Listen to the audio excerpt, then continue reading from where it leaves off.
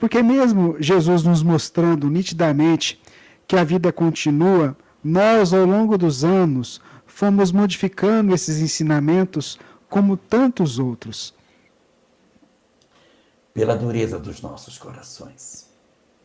Como que funcionou o processo de corrupção do cristianismo? Existe uma dinâmica na vida que é a seguinte: quando um determinado espírito ele odeia um grupo de pessoas, ele tem a tendência de renascer dentro desse grupo. Então nós tínhamos no começo do cristianismo nascente uma mensagem pura, límpida, cristalina, maravilhosa, profundamente odiada pelos pagãos, porque os pagãos entendiam que algumas verdades cristãs eram um absurdo. Por exemplo, a humildade é um escândalo. Dizer que você tem que ser humilde, tem que ser orgulhoso. A humildade é uma vergonha. Você dizer que os deuses do Olimpo não existiam era outro absurdo, porque dizer que só tinha um Deus é um absurdo. Depois diziam que o imperador não era Deus, outro escândalo. Falavam que todos eram irmãos e, portanto, os escravos eram iguais aos romanos. Um absurdo dos absurdos.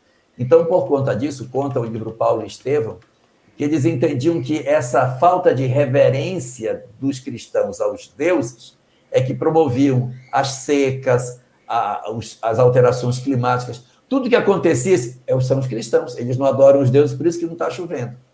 São os cristãos, eles não adoram os deuses, por isso está chovendo demais.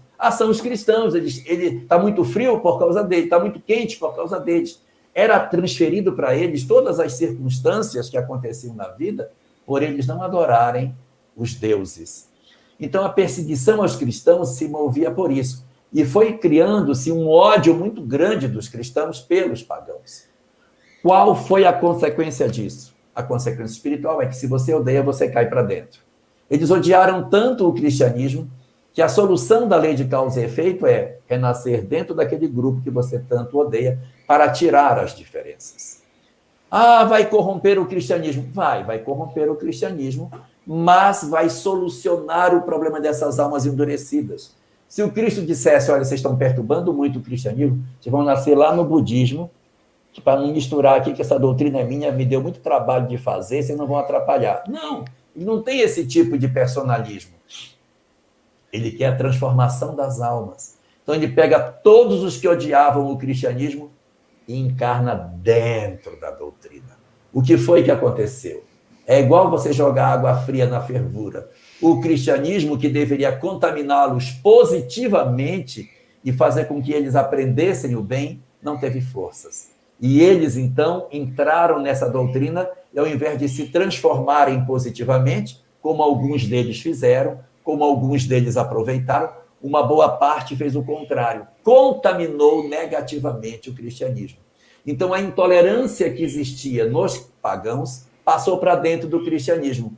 Aí ele passou a perseguir, a matar, a torturar, a fazer a Inquisição. Nós fizemos até guerra em nome do Cristo. Nós matamos pessoas, meu Deus, nós matamos pessoas, nós odiamos pessoas. Eu te odeio em nome de Jesus. Olha que loucura. Então, nós fizemos um movimento completamente equivocado. Mas por quê? Porque nós éramos os pagãos mergulhados dentro de uma atmosfera linda, mas as nossas condições espirituais não nos permitiam fazer isso.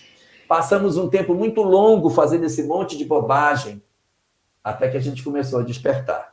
Alguns desses ainda continuam desse mesmo jeito, intolerantes até hoje, encarnados na Terra, promovendo guerras em nome de Deus, promovendo violência em nome da religião, estabelecendo processos de tirania e de crueldade em nome da religião, porque ainda são daqueles que ainda não se modificaram. Mas desse grupo já tem uma galerinha que conseguiu se modificar.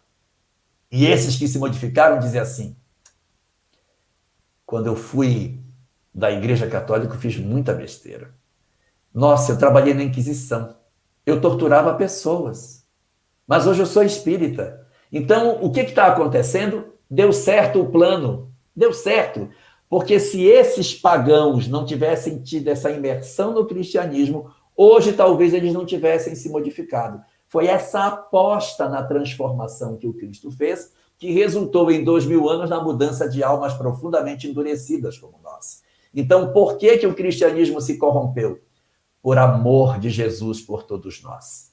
Pegou as almas mais endurecidas e disse: vou mergulhar vocês no puro amor, para que depois que vocês tenham essa experiência, alguns se transformem. E os que corromperem essa mensagem sairão dela tão profundamente comprometidos que renascerão em outros lugares no futuro, com o compromisso de divulgar a minha mensagem com outra roupagem, para aliviar os compromissos e os equívocos realizados no passado.